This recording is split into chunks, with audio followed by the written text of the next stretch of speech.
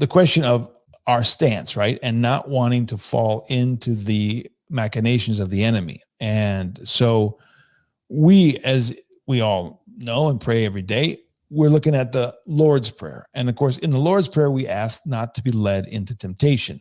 We fervently pray, and we should fervently pray every day. Lord, protect us, guide us, save us, keep us from the snares of the enemy. And so we do that because we understand, and we have a little self-knowledge. We understand how weak we are, and how if we turn away and we lose the grace of God, without him, we can do nothing. We will fall. And so we beg continually not to lose, to be made vigilant and prayerful by his grace. Help us to remain clinging to you.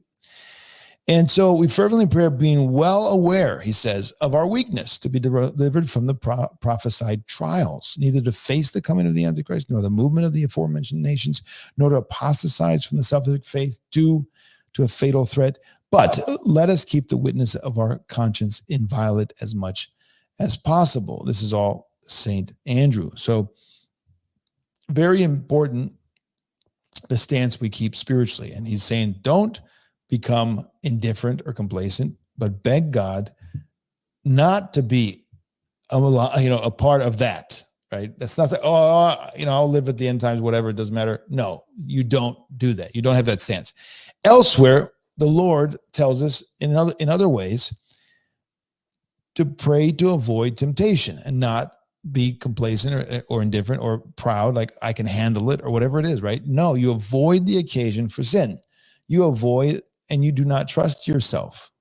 While speaking about the destruction of Jerusalem, which is a type of the end times, Christ said, pray that your flight may not be in winter or on a Sabbath. We know from history that the destruction of Jerusalem by Titus took place in August 70 AD, and not in the middle of the winter or during the Sabbath. So those leaving Jerusalem would be able to escape into the mountains. So they did pray, and the Lord did honor and did keep them from the midst of winter or the Sabbath.